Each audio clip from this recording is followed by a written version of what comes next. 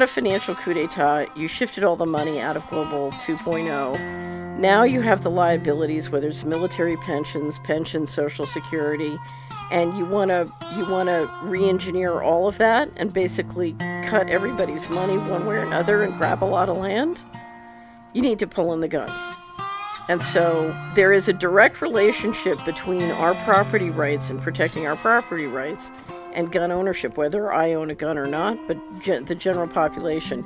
And that's really what this is about. And they're coming after it in every way possible, including how I started this conversation, what I call the baby seal people, who show up and say, oh, I want peace and love, and this is terrible. Guns hurt people. We don't need guns. We need to love each other. I call them the baby seal people. That used to be our nickname for them in the campaign. I have another friend who calls them the four chakra people. But it's a very emotional thing, and it sounds wonderful if you know nothing about the facts of gun ownership and gun statistics. I know we want peace. No question about it. And that's why we spend $1.1 trillion on military-related stuff this year. It's in the budget. $1.1 trillion. Right.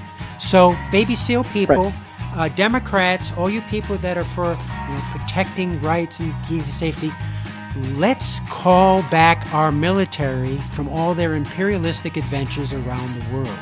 Let's find out who really did 9/11, because it sure isn't the way that they described it. Let's find out those secret teams that blew Kennedy's head off in Dealey Plaza because he basically wanted peace or wanted to let people know about aliens, whatever the heck it was, or not go to Vietnam. Let's find out who these criminals are that have basically been shaping our policy here for the last 7 years. FBI, why don't you do that? Why don't you take a look at the Zapruder film where those Secret Service guys, slow down intentionally in the kill zone and keep looking back to make sure Kennedy's head is blown off.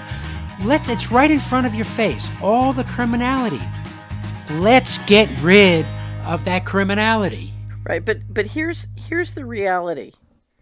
If I can't get gun control, then the best way for me to get gun control, other than death by 1,000 cuts, state by state by state, is for me to get a constitutional convention, and then once I open it up, tear up the Constitution. And it's also that's how I get gun And it's control. also to do what you're going to talk about in Control 101, because I will just go back to Brzezinski's statement. He says, at one point, it was easier to control 1 million people than it was to kill 1 million people. Now it's easier to kill 1 million people than it is to control them. We are now going to where now it's going to be easier to control them than to kill them. And when you have all these other control mechanisms, you have ingrained criminality. You're going to give up the last thing you've got that can provide any sort of equalization of force, despite the fact that you're incredibly unequalized force right now. The only thing, except there's one good hope. All those terrorists around the world have proven that asymmetrical force can work against big aggressors with big budgets and high-class machinery. Those Afghan guys with AK-47s in the mountains, just like the Japanese talked about in World War II. We can't invade the mainland. There's people with rifles behind every blade of grass. Rolling at the suburbs of the outskirts of town. These are the places old friends push me down. Nothing but the dark stars shining on me. Loneliness seems to be my destiny.